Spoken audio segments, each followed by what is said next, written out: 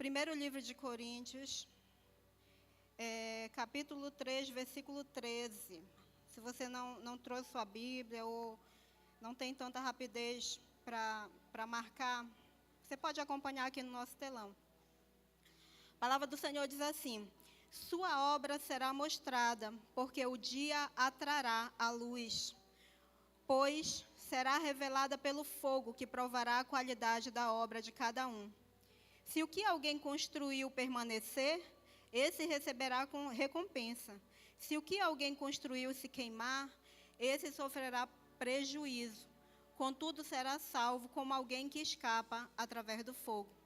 Vocês não sabem que são santuário de Deus e que o Espírito de Deus habita em vocês? Se alguém destruir o santuário de Deus, Deus o destruirá, pois o santuário de Deus, que são vocês, é sagrado. Amém? Irmãos, o tema dessa mensagem que eu tenho para compartilhar com a igreja hoje é o endereço de Deus. Você já parou para pensar sobre isso? Você já se perguntou qual é o endereço de Deus? É uma pergunta assim, porque a gente tem mania de dizer, né? O templo de Deus sou eu. Mas você já parou para ver a profundidade dessa pergunta? Qual é o endereço de Deus? Os deuses, irmãos, do paganismo, eles têm um endereço fixo. Normalmente, é um templo erigido em sua honra, onde seus adeptos vão para adorá-lo. Quando eu falo em deuses pagãos, são todos aqueles deuses que para nós são deuses com letra minúscula e não como o nosso Deus, que é com letra maiúscula, né? Quando a gente for escrever sempre Deus, o nosso é com letra maiúscula. E os deuses do paganismo são deuses com letra minúscula. Então, todo Deus que é cultuado, ele tem um templo, um local de adoração. Você pode ver em qualquer lugar. Um dos lugares que mais tem deuses muito diferentes, os mais variados deuses, é a Índia. Lá tem Deus mosca, rato, vaca, criança e tantos outros deuses. E cada deus tem um templo que é erigido para aqueles que são adeptos daquele deus irem adorar aquele deus, prestar seu culto. No Japão, nós temos o culto aos familiares. Você sabia disso? Morre alguém da família, os familiares daquela pessoa erigem um altar na casa da pessoa, né? Se for pai, se for mãe, faz aquele altarzinho.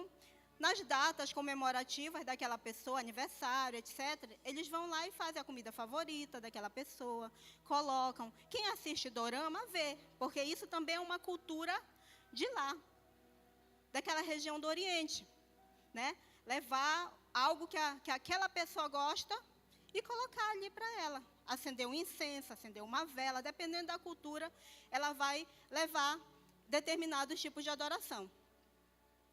A Bíblia, ela nos relata muitos exemplos de templos que eram erigidos também para adoração a ídolos naquela época. Por exemplo, nós temos Astarote. Quem já ouviu falar dessa deusa? Quem já leu na Bíblia sobre essa deusa Astarote? Né? Lá em 1 Samuel 31, de 8 a 10, vai falar sobre essa deusa. Diz assim, 1 Samuel 31, de 8 a 10. E aconteceu que no dia seguinte, quando os filisteus foram tirar os despojos dos mortos, encontraram Saul e os seus 3 filhos caídos no monte Gilboa. Cortaram a cabeça de Saul e o despojaram das suas armas. Enviaram mensageiros pelas terras dos filisteus ao redor para levar as boas novas ao templo dos seus ídolos e ao povo. Puseram as armas de Saul no templo de Astarote e o seu corpo afixaram na muralha de Bet-Sean. Aqui nós vemos um rei que, apesar de não ter sido vontade de Deus levantá-lo como rei do seu povo, Deus levantou pelo pedido do povo. Saul, ele poderia ter mudado o trajeto da sua vida, poderia ser grato ao Senhor, poderia ter uma história diferente, poderia. Eu sempre penso, irmãos, que qualquer um, até Judas, ele poderia ter mudado o curso e recair sobre outra pessoa e não sobre ele, o fardo de ter traído Jesus. Saul, a mesma coisa.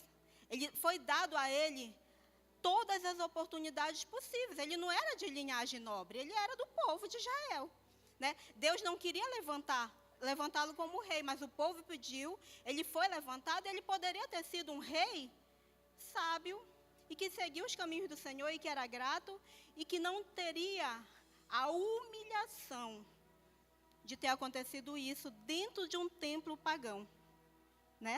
Com o que fizeram com ele, de expor as armas dele e a cabeça dele, né? Puseram as armas de Saul no templo de Astarote e o seu corpo afixaram na muralha de Bet-Sean. Então, isso aqui, as armas de um rei. Lembrem quando ele chamou Davi, né? Quando ele chamou Davi, aliás, quando Davi veio, atendendo o chamado de um guerreiro forte e valente, Davi se achava forte e valente, embora nos olhos dos homens, né?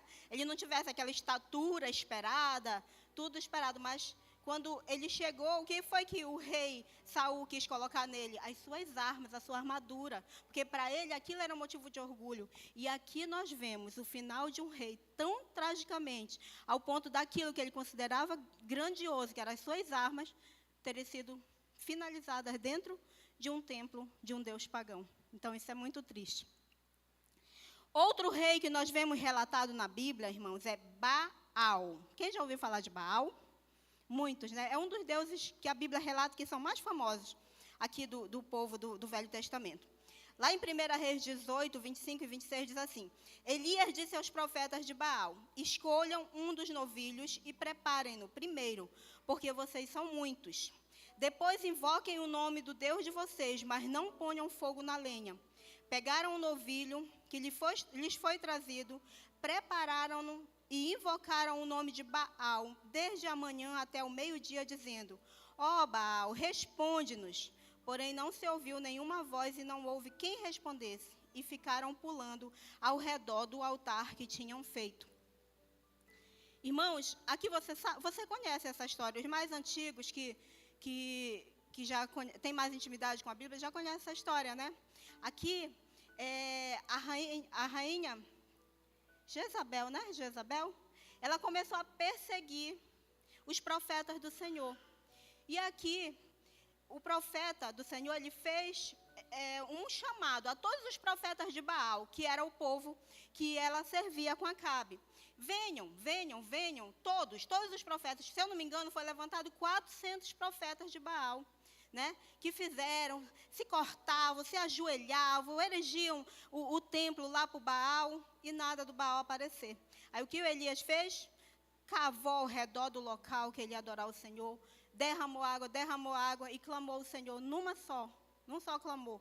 O Senhor queimou o sacrifício, secou a água e aqueles profetas, eles foram mortos, né? Porque esse era o peso. Então, nós vemos essas referências a deuses pagãos em diversas partes na Bíblia, né? Eu conto a história para você ver a profundidade do que o nosso Deus suplantava esses deuses pagãos. Amém? Um outro rei que nós temos referência, um outro deus pagão, era Moloque. Quem já ouviu falar de Moloque?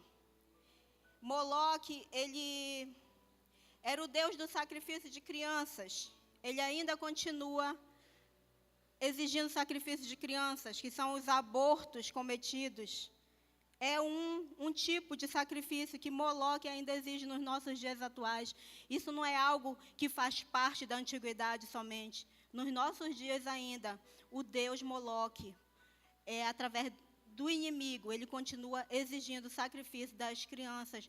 No Brasil, tem tentado o tempo todo, né, trazer essa questão de legalização do aborto, mas tem países que é legalizado o aborto, é legalizado o sacrifício a Moloque. Irmãos, isso não é algo que ficou lá no passado, ainda existe nos nossos dias, infelizmente. E nesse tempo, Moloque, você vai ver essa referência lá em 1 Reis 1:7. No monte que fica a leste de Jerusalém, Salomão construiu um altar para Camus, o repugnante deus de Moabe, e para Moloque, o repugnante deus dos amonitas. Aqui, irmãos, nós temos novamente um homem que pediu a Deus sabedoria. Quando Salomão chegou diante do Senhor, o que foi que ele pediu? Ele pediu riquezas? Não, a riqueza acompanhou a sabedoria. Só que se nós não vigiarmos, até quando Deus nos dá a sabedoria, se nós não estivermos vigilantes, nós somos capazes de cometer aquilo que Salomão cometeu, que foi erigir deuses, templos pagãos para as suas esposas, porque não foram poucas, né? Olha, irmãos, Salomão, ele não dormia 2 vezes por ano com a mesma mulher, né? Porque era muita mulher. Aí, é por isso que a Bíblia, ela fala sobre os mandamentos do Senhor, sobre as orientações que Deus dava para aquele povo. E uma das orientações era que não se casassem com mulheres do meio dos povos para onde Deus estava dando como herança. Era para eles casarem entre o próprio povo de Deus. Por quê? Porque, infelizmente, aquele povo, para onde o povo de Deus ia, ele conseguia influenciar o povo de Deus para adorar outros deuses, como fez aqui com Salomão. Alguma dessas esposas, que devia ser muito querida do coração dele, né, devia dormir com ele mais de uma noite por ano, ela conseguiu convencê-lo a construir um templo para o seu ídolo pessoal. No caso, aqui a Bíblia relata sobre Camos e sobre Moloque. E olha que tristeza, né? Que foi para o povo de Deus, porque no decorrer do tempo, o próprio povo de Deus passou a adorar Moloque. E como se adorava Moloque? Entregavam as suas crianças numa grande fornalha, queimadas. Né? Então, tudo que a Bíblia nos relata e nos orienta é válido, irmãos, para nós, sabe? É válido para as nossas vidas. Nunca fica como o passado. É sempre válido para nós. O que Deus orienta na palavra é sempre válido. Um outro Deus que nós temos referência na Bíblia é Dagon. Lá em 1 Samuel 5, 1 e 2 diz assim: depois que os filisteus tomaram a arca de Deus, eles a levaram de Ebenezer para Asdod e a colocaram dentro do templo de Dagon, ao lado de sua estátua. Isso aqui é interessante. Esse Deus Dagon era o Deus daquele povo ali, para eles era o Todo-Poderoso, né? Então, esse povo invadiu a região do povo de Deus, onde o povo de Deus estava e onde estava a arca. E lá, eles levaram a arca, tomaram a arca, que os filhos de Eli tinham levado a arca do Senhor sem autorização, sem orientação dos sacerdotes principais. Eles pegaram a arca e levaram para o meio dessa batalha. E esse povo venceu a batalha contra o povo de Deus, matou os filhos de Eli. A notícia chegou para Eli, ele caiu de uma cadeira de costas, morreu na mesma hora. A esposa de um dos filhos de Eli estava grávida, ela perdeu o bebê e foi terrível, sabe? Uma desolação para aquela família.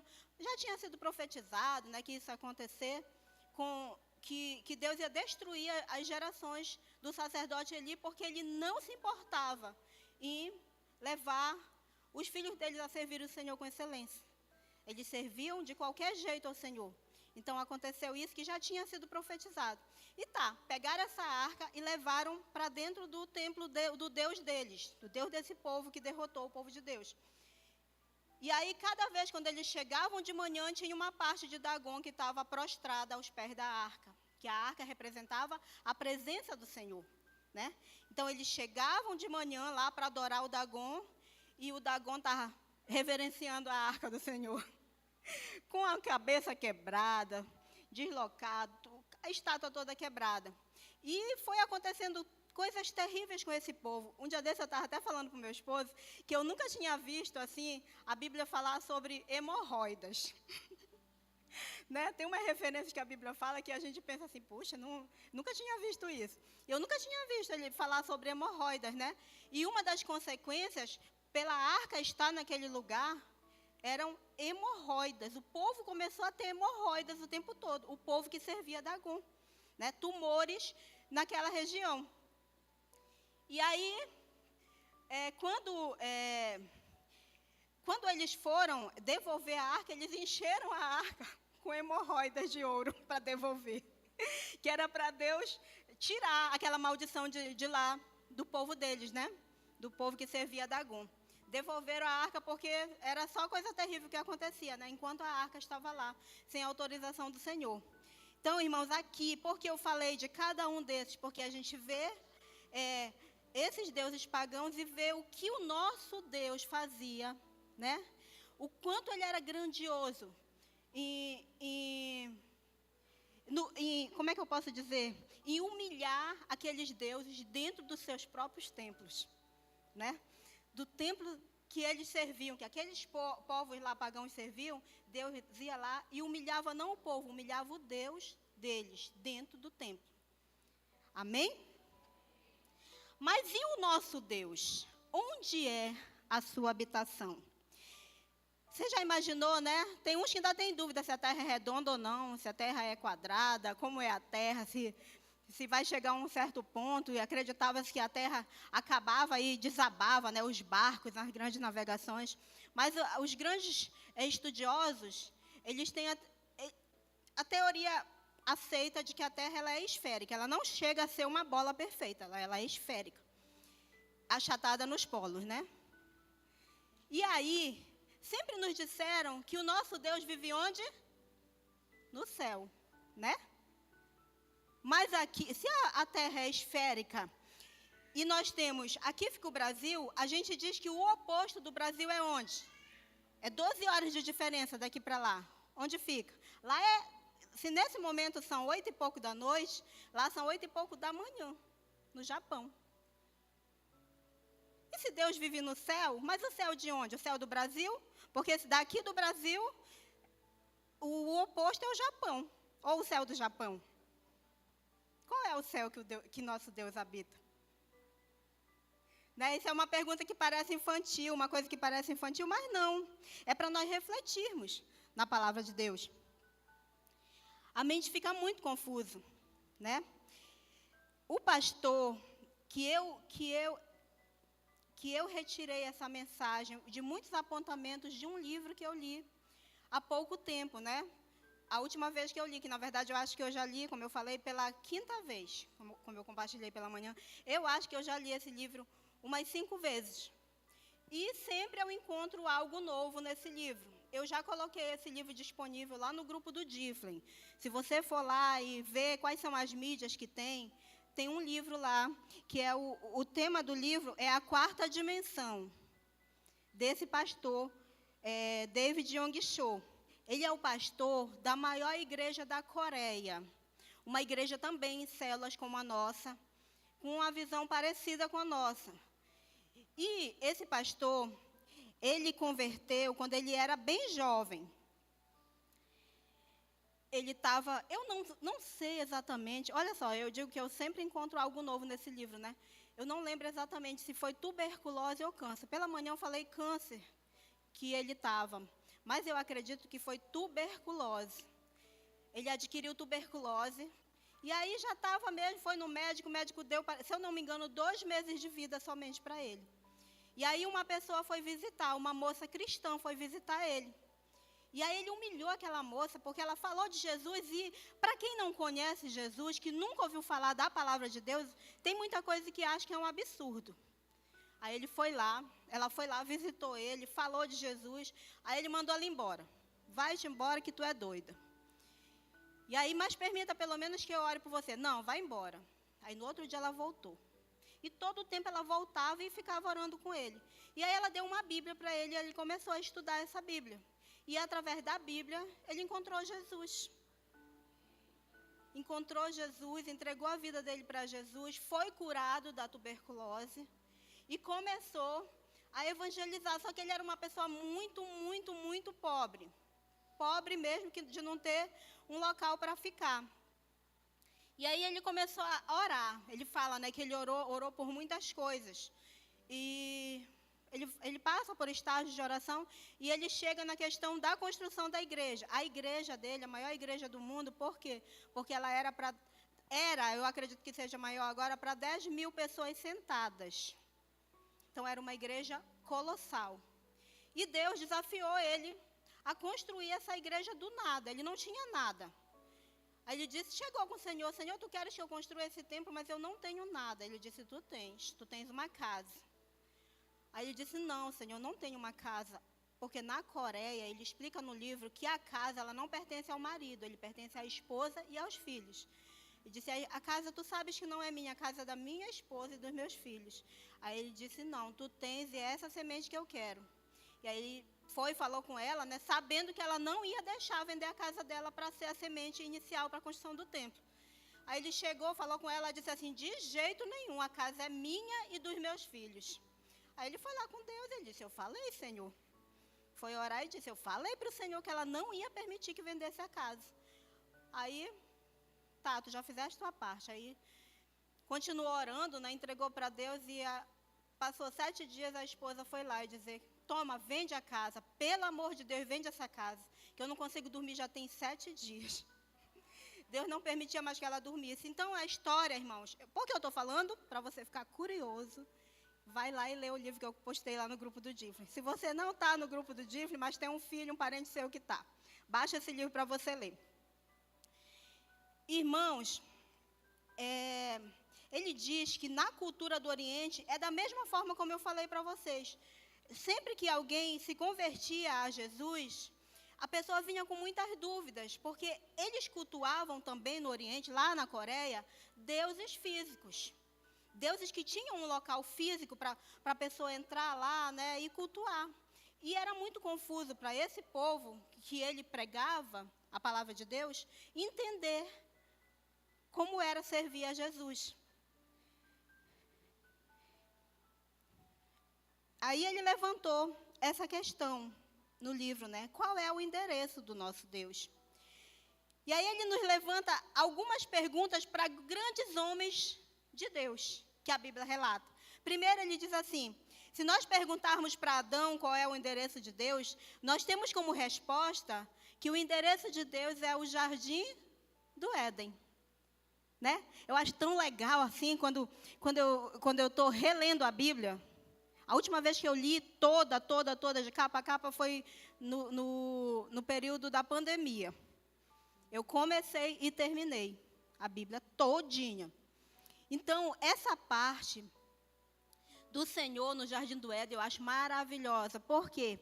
Porque a palavra de Deus diz assim, que ao entardecer, ao virar do dia, o Senhor andava pelo jardim para reunir, para conversar com Adão e Eva. Né? Para conversar, eu acredito, nomear os bichos, nomear as plantas, perguntar como eles estavam. Ele era presente, ele estava ali com eles o tempo todo. Então, esse é o primeiro endereço físico que nós temos como resposta, o Jardim do Éden.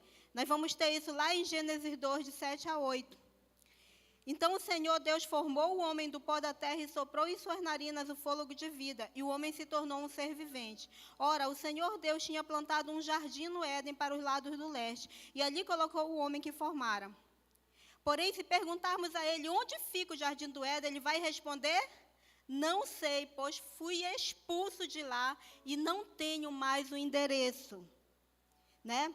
Lá em Gênesis 3, 23 e 24. Por isso o Senhor Deus os mandou embora do jardim do Éden, para cultivar o solo do qual fora tirado. Depois de expulsar o homem, colocou a leste do jardim do Éden querubins e uma espada flamejante que se movia, guardando o caminho para a árvore da vida. Então não era mais ali o local onde se encontraria Deus fisicamente. No momento que o homem foi expulso, ele perdeu o endereço.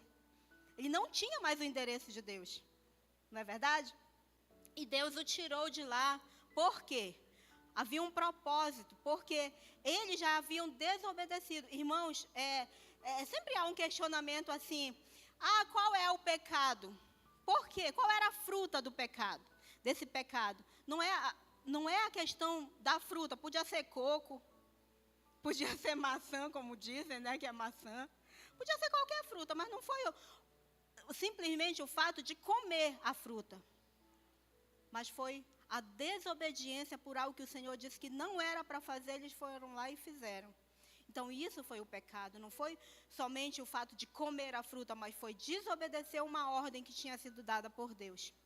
E aí Deus tirou esse casal de lá, para que eles não desobedecessem também e comessem da árvore da vida. E o viver eternamente, se sentindo sujos, imundos. E era assim como nós nos sentiríamos eternamente também, como pessoas sujas, pecadoras e imundas. Não existiria, né, a chance do Senhor morrer por nós. Por quê? Porque eles já viveriam eternamente. Então, com certeza, o coração egoísta do homem faria com que eles não tivessem necessidade de um Salvador. Um outro que se nós formos perguntar para ele sobre o endereço de Deus é Abraão. E nós teríamos como resposta, não sei. Pois sempre que eu preciso falar com Deus, eu erijo um altar. E ali eu faço um sacrifício e eu espero por ele. E logo eu não sei o seu endereço, né? Toda vez que Abraão precisava falar com Deus, ele fazia um altar, tacava fogo e queimava um animal como sacrifício ao Senhor. Então, naquele momento, para Abraão, era ali que era o endereço de Deus, o endereço físico de Deus. Se nós perguntarmos para Moisés, ele responderia que Deus habitava no tabernáculo construído no deserto. De dia ele se encontrava na coluna de nuvem e de noite na coluna de fogo. No entanto, quando os israelitas entraram em Canaã, o tabernáculo desapareceu. Ficava em cima uma nuvem e o fogo. Então as pessoas viam aquilo naquele local, no deserto, irmãos. Eles viam a presença de Deus através dessa nuvem e da coluna de fogo. Era visto pelos olhos mesmo da pessoa a presença de Deus no deserto, com Moisés. Quando perguntamos para Salomão sobre onde é a habitação de Deus, o que nós teremos como resposta? Que sua habitação é o maravilhoso templo erigido por ele. No entanto, nós temos ainda a informação de que esse templo foi destruído 600 anos antes de Cristo, pelos babilônios. Logo, ele não conhece, Salomão também diria que não conhece o endereço de Deus, porque o templo que ele construiu para ser a habitação do Senhor não existe mais. E olha, tem uma youtuber, o nome dela é Aline. Se você puder, assista alguns vídeos dela que são maravilhosos. E ela fala sobre a questão do templo de Salomão, que aos olhos naturais é impossível ser erigido novamente no mesmo local o templo, porque lá tem uma mesquita muçulmana. Então, vai ser a Terceira Guerra Mundial se tentarem construir esse templo novamente. Levantar, como é profetizado na Bíblia que ele vai ser levantado, né? Mas a gente não sabe como. E ela fala sobre isso.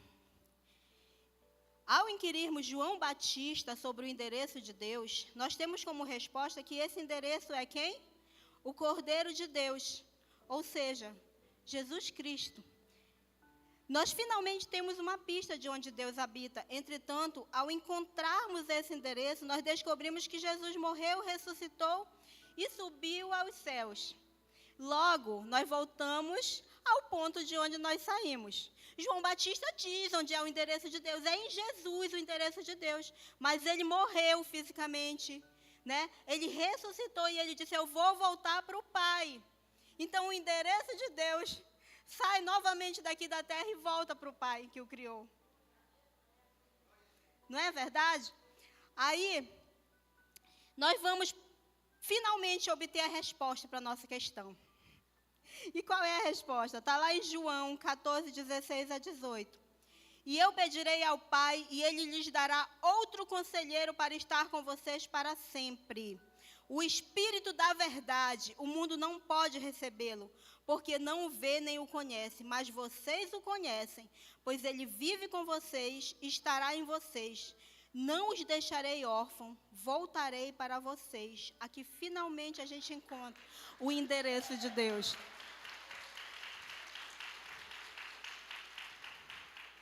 Bata assim, eu sou o endereço de Deus.